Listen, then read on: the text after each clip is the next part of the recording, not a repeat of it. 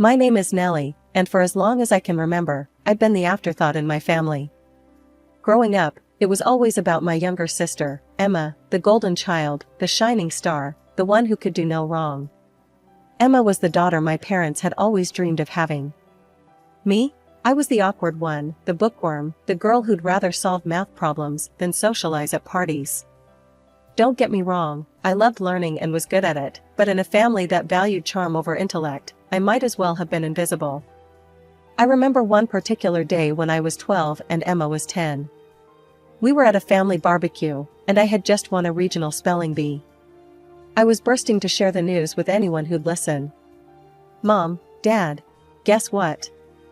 I ran up to them, certificate in hand. I won the spelling bee. My mother glanced at me, her eyes quickly darting back to Emma, who was doing cartwheels on the lawn. That's nice, dear, she said distractedly. Emma, sweetie, be careful. You might get grass stains on your new dress. I stood there, certificate crumpled in my fist, watching as relatives cooed over Emma's athletic prowess. No one asked about my achievement. No one cared.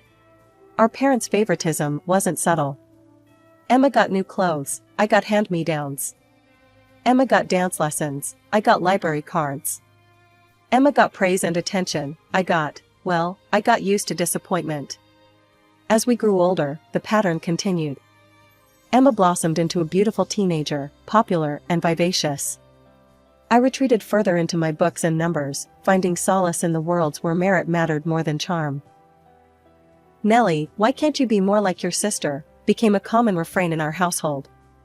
It was usually followed by, Emma, darling, you're perfect just the way you are. I tried not to let it bother me. I told myself that one day, my hard work and intelligence would pay off. One day, I'd show them all that I was worth something too. As I entered high school, I threw myself into my studies with renewed vigor. I was determined to excel, to make achievements so impressive that even my parents couldn't ignore them. But as it turned out, I was fighting a losing battle against the golden glow of Emma's popularity. In my junior year, I reached what I thought would be the pinnacle of my academic career. I won the state math competition. It was a grueling contest, pitting the brightest minds against each other in a battle of numbers and logic. When they announced my name as the winner, I felt a surge of pride and hope. Finally, I thought, I've done something truly extraordinary. I rushed home that day, trophy in hand, eager to share the news with my family. But as I burst through the door, I was met with the usual scene, my parents hovering around Emma, who was trying on a new costume. Mom, Dad, guess what? I said, breathless with excitement. I won the state math competition. My mother glanced up, a distracted smile on her face. Oh, that's nice, dear. Emma, honey, turn around. Let's see how it looks from the back. My father didn't even look up from adjusting Emma's costume. Good job, Nellie. Emma, are you sure this is the right size? It seems a bit tight around the shoulders. I stood there, trophy in hand, feeling utterly deflated. But, it's the state competition. I beat out hundreds of other students. That's great, sweetie, my mother said, not really listening. Emma has a big performance this weekend. We need to make sure everything's perfect. And just like that, my moment of triumph was overshadowed once again by Emma's latest endeavor. I retreated to my room, placing the trophy on my desk where it gathered dust, unnoticed by anyone but me. When it came time for college applications, I poured my heart and soul into every essay, every form. I was determined to get into the best school possible, to prove once and for all that I was worth something. The day the acceptance letters arrived was one I'll never forget. I'd been accepted to a prestigious university with a full scholarship to study financial analysis. My hand shook as I read the letter, tears of joy and relief streaming down my face. I found my parents in the living room, Emma sprawled across the couch between them. I got in, I said, my voice trembling with emotion. Full scholarship to study financial analysis at. Oh my God, Emma suddenly shrieked, jumping up from the couch. I forgot. I need a new costume for my performance next week. And just like that, the spotlight shifted. My parents leaped into action, grabbing their keys and wallets. I stood in the empty living room, acceptance letter clutched in my hand, listening to the sound of the car pulling out of the driveway. They didn't come back until late that night, arms laden with bags full of Emma's new costume and accessories. My acceptance? It was never mentioned again. As I threw myself into my studies at university, Emma's life took a different turn. She enrolled in the local community college, more focused on her social life than her academic pursuits. It wasn't long before she started dating John, her high school sweetheart. I immersed myself in the world of financial analytics, finding a sense of purpose and validation I'd never experienced before. For once, my intelligence and work ethic were recognized and appreciated. I made a few close friends who shared my passion for numbers and analysis. It felt like I was finally where I belonged. Meanwhile, back home, Emma's life was progressing exactly as our parents had always dreamed. She married John right after graduating from college, in a lavish ceremony that my parents spared no expense for. I stood by as a bridesmaid, feeling like an outsider in my own family once again. Within a year of their marriage, Emma announced she was pregnant. The day she gave birth to Lily, you'd have thought the sun rose and set on that delivery room. My parents were beside themselves with joy. "We're grandparents," my father kept saying, his eyes misty with tears. "Can you believe it, Nellie? Aren't you excited to be an aunt?" I was happy for Emma, truly. But I couldn't help but feel the sting of being overlooked yet again. I had just landed a job at one of the most prestigious financial firms in the city, but in the face of Emma's new motherhood, it seemed insignificant. When Anthony was born 2 years later, the cycle repeated. Emma was the perfect daughter with the perfect family, and I was just Nellie. The one who worked too much, who didn't date enough, who didn't give them grandchildren to dote on. By the time I turned 30, I had worked my way up to senior financial analyst. I was respected by my peers, sought after by clients, and finally feeling a sense of self-worth that had eluded me for so long. To celebrate my success, I decided to buy myself a house. It was a beautiful 4-bedroom home in a great neighborhood. It wasn't a mansion by any means, but it was mine, bought with my own hard-earned money. The day I got the keys, I felt a sense of pride and accomplishment that I'd never experienced before. Excitedly, I invited my family over to see my new home. I thought, finally, they'd see what I'd achieved, that they'd be proud of me. They arrived, Emma with her kids in tow, my parents cooing over their grandchildren. As I gave them a tour of the house, my mother's main comment was, "It's such a big house for just one person, isn't it?" I felt my heart sink. "It's an investment," I tried to explain. "And I have room for a home office now." "Well, I suppose that's sensible," my father said, but his tone suggested he found it anything but. "Emma, honey, make sure Lily doesn't touch anything. We don't want to break Aunt Nellie's things." As they left, I overheard my mother saying to Emma, "It's a shame Nellie doesn't have a family to fill that big house. But I suppose her career is important to her." A few months after I'd settled into my new home, I received an unexpected invitation to a family dinner. I was surprised, to say the least. My family often forgot to include me in gatherings, dismissing me as strange and uninteresting. Nevertheless, I accepted, hoping that perhaps things were changing. "Nellie, good of you to come," my father said, patting my shoulder awkwardly. "Have a seat. We have something important to discuss." A knot formed in my stomach. Important discussions in this family usually meant something good for Emma, and something disappointing for me. Still, I sat down, forcing a smile. We ate dinner, the conversation revolving around Emma's kids and John's job. I tried to mention a successful project I'd just completed at work, but my words were drowned out by Anthony's sudden wail for more dessert. After dinner, as we settled in the living room, my mother cleared her throat. "Nellie, dear, we've been thinking." I braced myself, unsure of what was coming. "You're single, with no children," she continued, her tone suggesting this was some kind of terminal illness. "And you have that big house all to yourself." "Yes," I said slowly, not liking where this was going. My father jumped in. Well, we think it would be best if you gave your house to Emma and her family. I blinked, certain I had misheard. I'm sorry, what? Give them the keys and move out, my mother clarified, as if she was asking me to pass the salt. They need the space more than you do.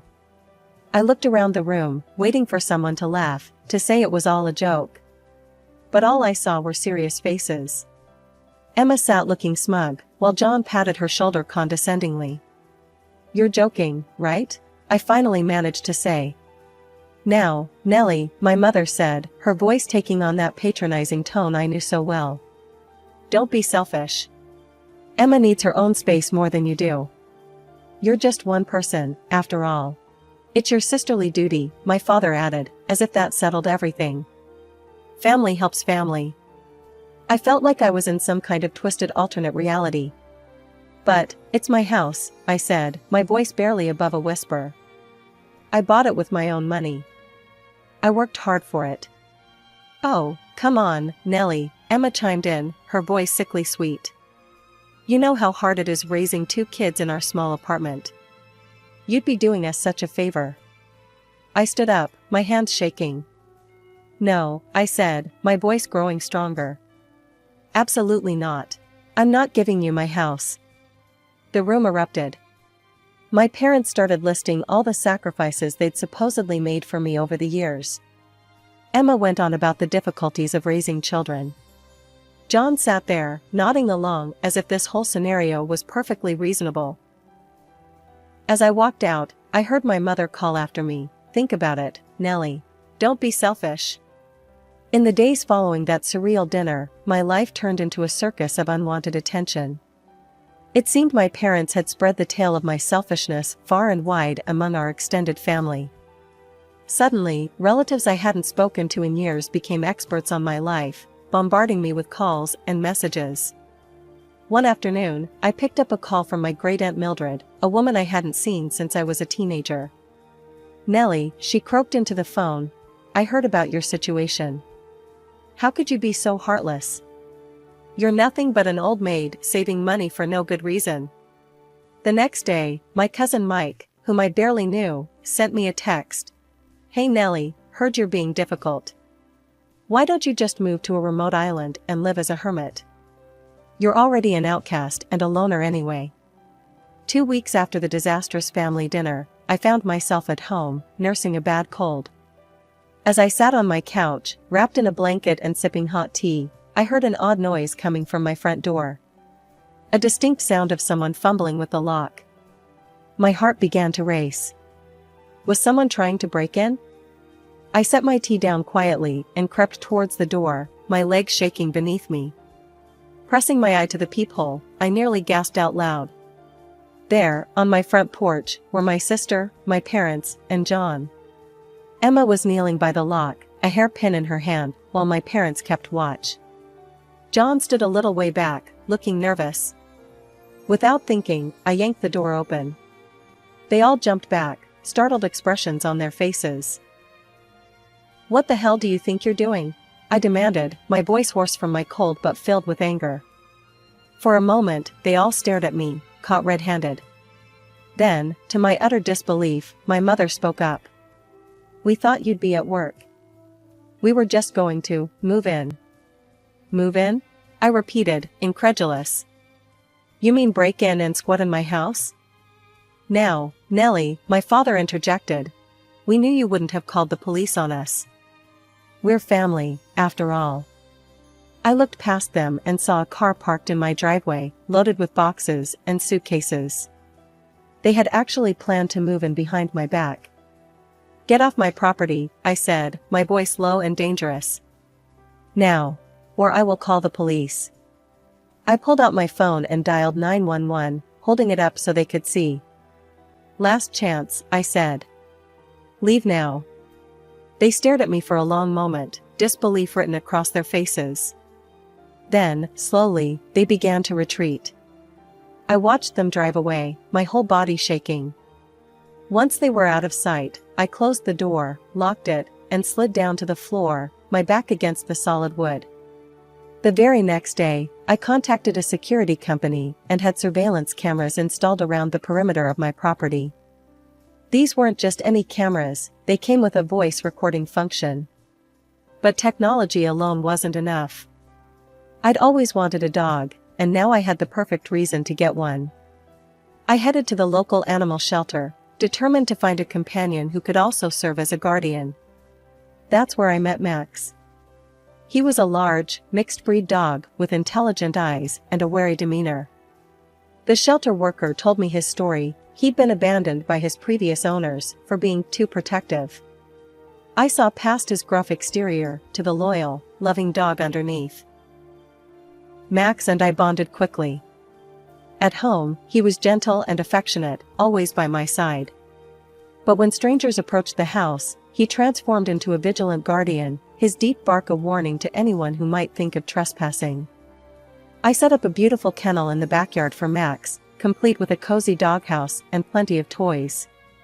He seemed to love it, often lounging in the sun-dappled grass when he wasn't patrolling the perimeter. For 2 months, life was peaceful.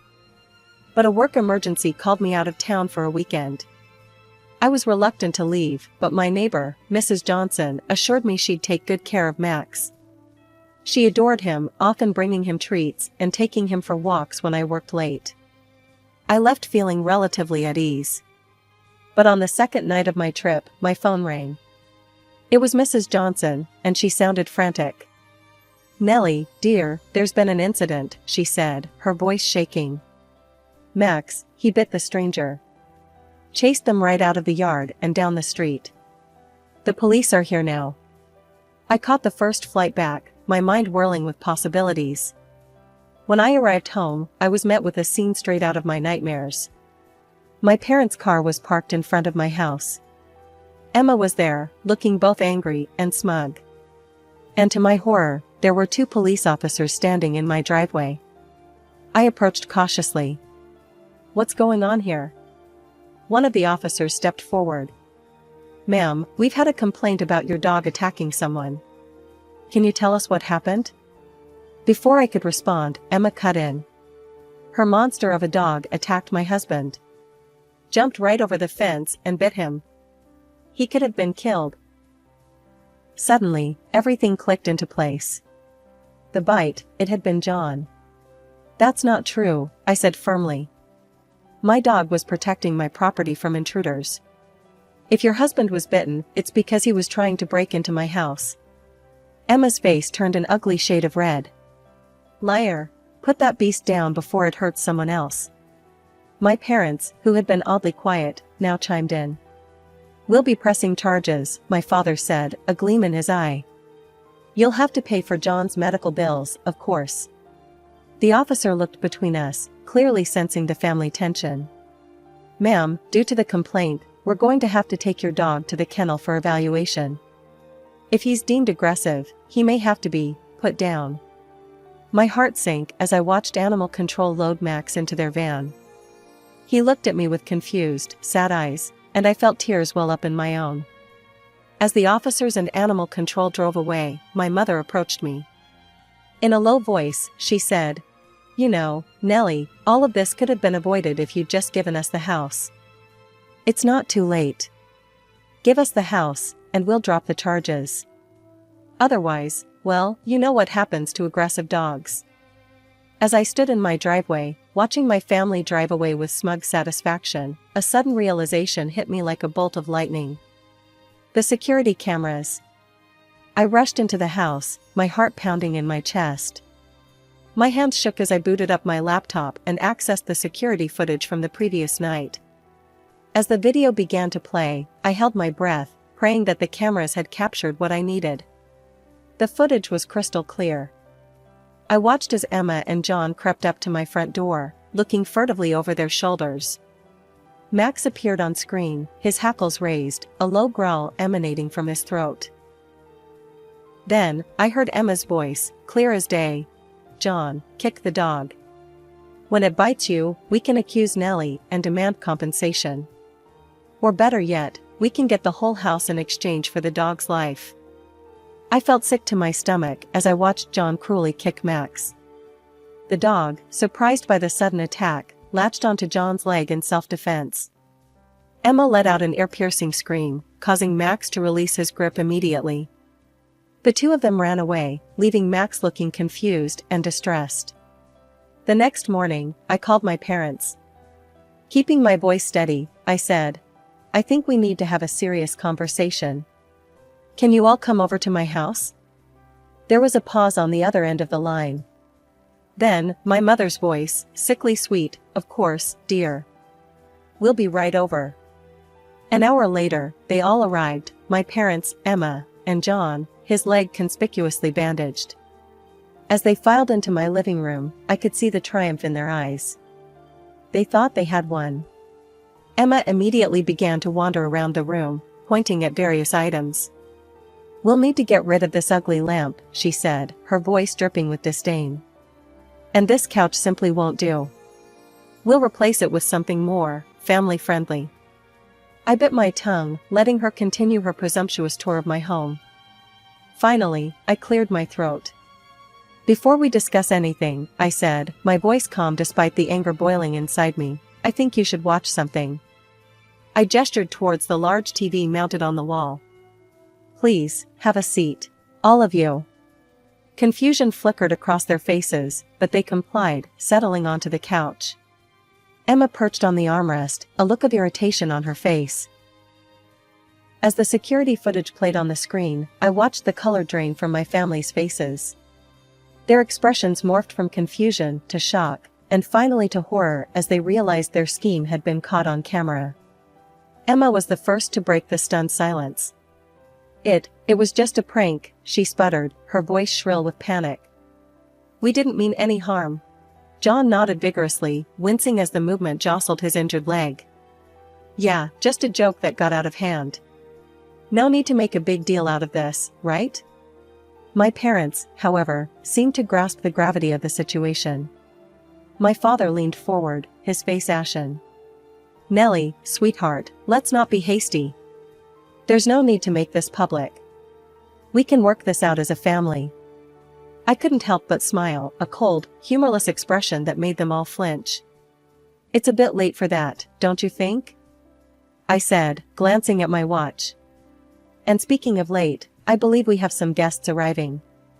As if on cue, there was a knock at the door. I opened it to reveal two police officers, whom I had called earlier that morning. "Perfect timing," I said, ushering them in. "Officers, I have evidence of an attempted break-in and a malicious attempt at blackmail." What followed was a flurry of activity. I explained the situation to the police, showing them the damning security footage. They listened gravely, then moved to detain Emma and John. As the officers read them their rights, my parents broke down in tears. "Nellie, please," my mother sobbed. "Don't do this. We're family." I felt a twinge of sadness, but it was quickly overshadowed by years of pent-up hurt and resentment. "You should have thought of that before you tried to steal my home and hurt my dog," I said coldly. "I think it's time for you to leave." They left in tears, following behind as Emma and John were escorted to the police cruiser. That evening, with a weight lifted off my shoulders, I went to the animal shelter to bring Max home. He was overjoyed to see me, his tail wagging furiously as he covered my face with kisses. "Let's go home, buddy," I whispered, hugging him tightly. The following weeks were a whirlwind. Emma and John were arrested and stood trial. With the clear evidence from my security cameras, they were found guilty of attempted breaking and entering, as well as attempted blackmail. They were slapped with a hefty fine, which was awarded to me, and given suspended sentences. I made the decision to cut off all communication with my immediate family. However, I felt it was important that the rest of the family knew the truth. I sent a detailed account of what had transpired, along with copies of the security footage, to all our extended relatives. The response was overwhelming. Aunts, uncles, and cousins who had once berated me for my selfishness now sent messages of support and apology. My parents, Emma and John, found themselves ostracized from family gatherings, their actions deemed unforgivable by even the most forgiving relatives. As for me, life took a turn for the better, I continued to excel at my job, finding more satisfaction in my work than ever before. Max and I settled into a comfortable routine, enjoying long walks in the park near our home. It was on one of these walks that I met Greg, a kind-hearted software engineer with a golden retriever named Luna. We hit it off immediately, bonding over our shared love of dogs and our similar experiences with difficult families. We exchanged numbers and began dating, our relationship blossoming with each passing day.